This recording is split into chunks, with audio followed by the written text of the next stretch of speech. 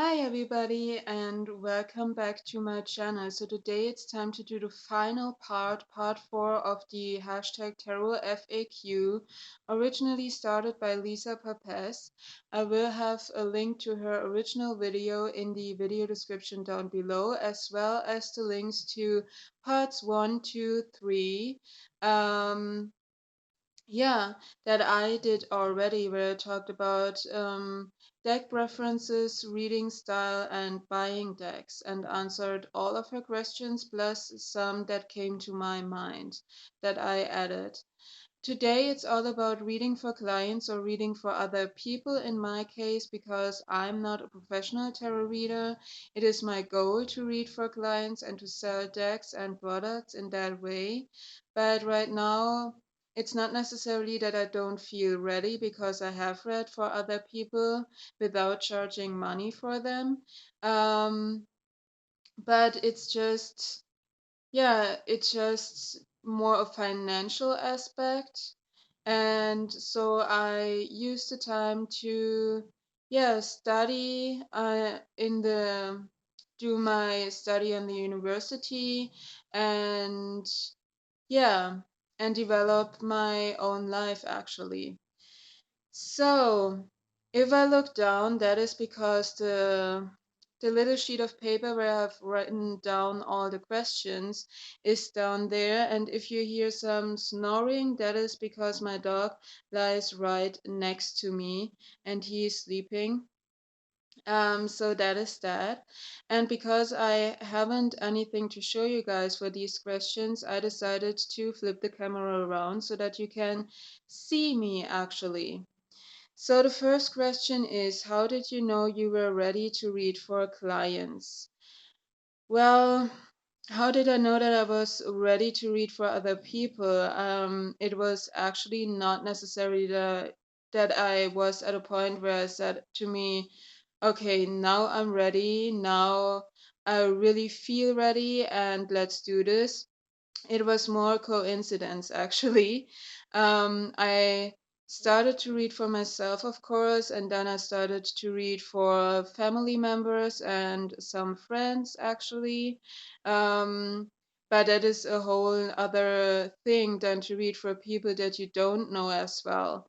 Um, so yeah, and then actually started my YouTube channel, my German speaking YouTube channel. I have a second channel where I do readings for the collective, or collective readings actually, um, because I really felt the drive and I really wanted to start a YouTube channel to do the readings, because I watched other people do that and I thought, well, I really want to do this, and I probably won't feel ready for all of my life to doing this, because I'm actually a really shy person. So to put myself out there um, was a real struggle, and I was a little bit nervous about that. Um, but I decided, well, I really want to do this, and if everybody else can do it, I can do it. It's not that I charge money or anything. So, if somebody doesn't resonate with what I have to say, then they can just click away.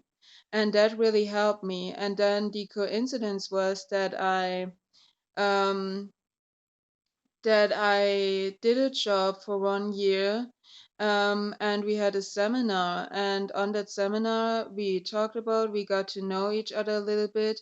They were all different people. We didn't know each other before. We were just randomly put into a seminar group. And so, with that, we sit together at one evening and we talked and got to know each other a little bit better. And then at some point, tarot and spirituality came up, and I said, well, that is cool, because somebody else was also interested in that, and it's pretty rare to have that. And I opened up and talked about my experience, and then I read tarot, and then all of a sudden, a lot of people actually wanted me to read for them, and so I just did. I hadn't even brought with me a tarot deck or anything like that, but somebody had some playing cards and I used that. Um, yeah, for a minor arcana, so to speak.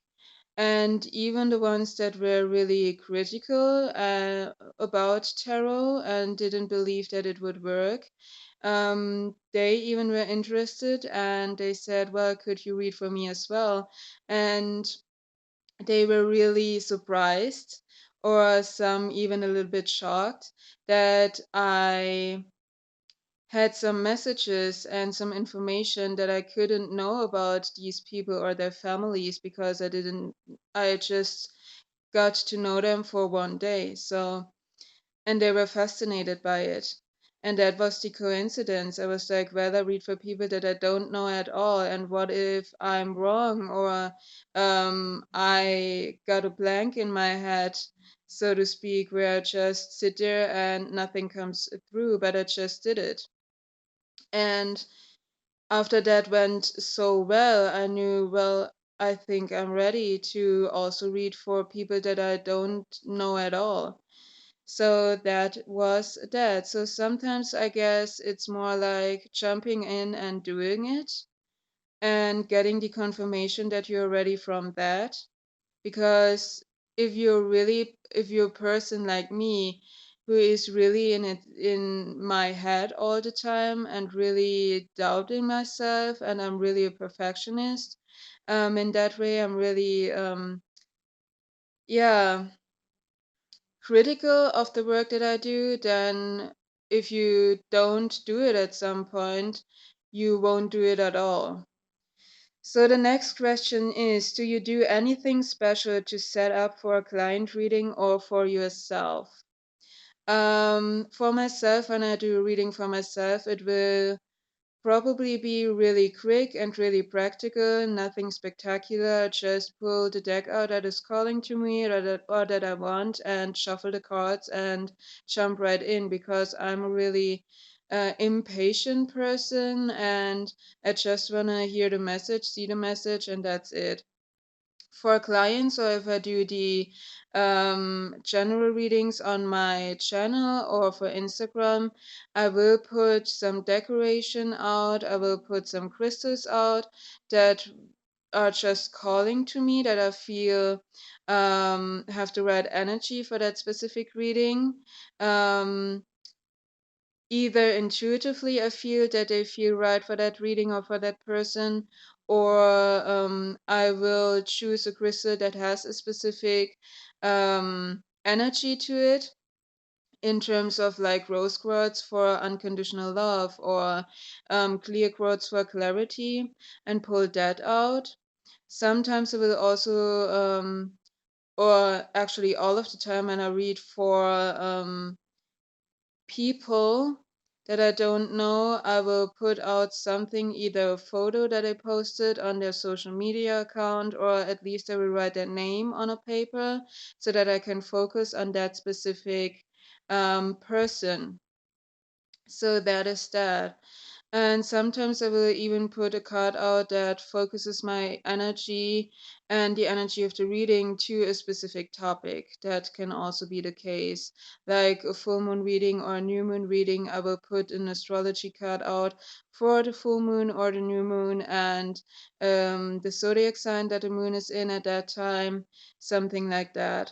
So, and sometimes I even put energy wands or crystal energy wands that are around that specific topic, or when I have done the reading and I see that a problem lies in one specific thing, like inner child work or heart opening or heart healing or something like that, then I will put that energy wand out and work with that also.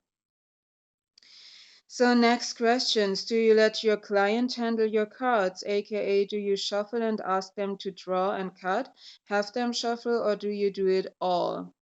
So for me, that depends.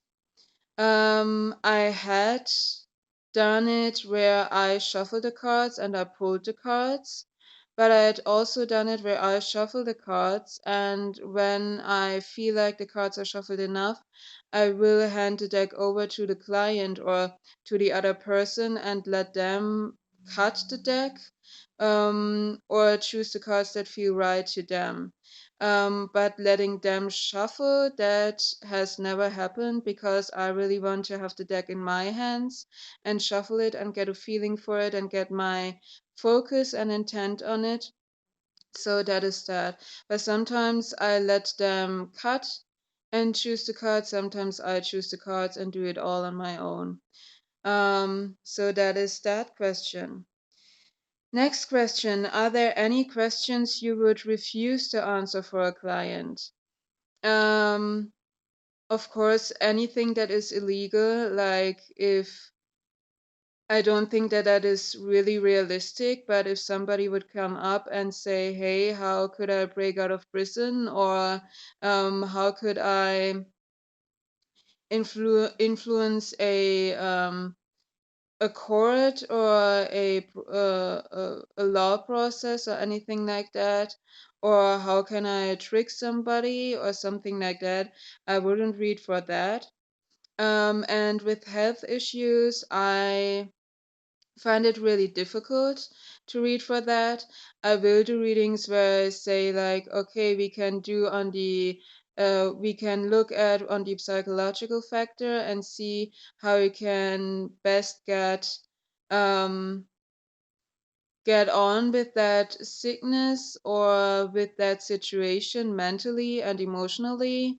But reading for like what is the solution or the healing medicine for a specific illness, I wouldn't read that because I think there are experts out there and the cards aren't really necessarily um yeah meant to do that, at least in my perspective. So that is that. Also, if a lot of people say like they won't read or answer any questions that a third person is involved, I will do that because I do readings where I look at a potential crush or at a partner that they wish they would come together with. I do that because my belief is actually that the cards won't give out any information um, that is so secret or personal to that person that they don't want to give that information out. Then they just close their energy off in that way, and the cards can't connect to that. And they also won't give out any information that isn't necessary or the client isn't ready to hear or they shouldn't hear. So that is my belief, and that is why I can um, do those readings without feeling guilty. So, the last question. Do you have any advice for people who want to start reading professionally? I think don't be too much in your head. Don't doubt yourself. If you have a done your study and you read for yourself and you are sure about what the cards mean to you in different aspects and in different contexts, then yeah, you can start. And if you're really unsure or you feel afraid or nervous about it, then start reading for family members, for friends that you really know, and just do it for fun so that you can build your confidence up. And then maybe start doing some Instagram posts or some YouTube videos. Because that isn't, you don't charge any money for it, you do it for free. So it isn't a drama when somebody doesn't resonate with it. And also, these are general readings, so it is perfectly normal when that not everybody does resonate with it, but it's really nice to develop your reading skills even more, to read the cards in different contexts about different questions, to get your routine into that, to talk about that what you're getting from the cards out loud. And if you get some positive feedback, then it's really confident boosting as well. And so that is a thing that yeah, I would recommend doing. And then just ask for, yeah, go to Facebook groups, go on Instagram, look for people who are reading, and ask them if you could a reading for them for free, or in turn, they do a free reading for you and you do free reading for them. You can learn to develop your reading skills and being more confident and learn to read for somebody that you don't know at all. So that is also a thing that I did. And just don't think about it too much. Don't be too much in your head. Don't doubt yourself.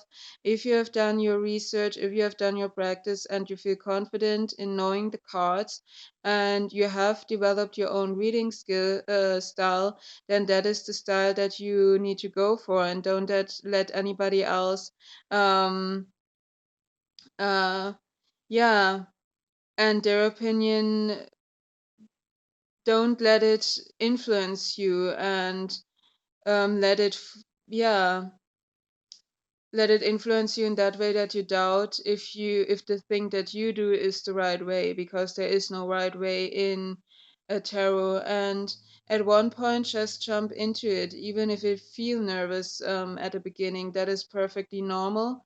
But if you don't do it at some point, you will never do it. So that is basically my tip for you guys. So yeah, that was this video. I hope you enjoyed it. I hope it was interesting and helpful for you guys. And thank you for watching. Don't forget to like, share, and subscribe. And until next time, you guys, bye.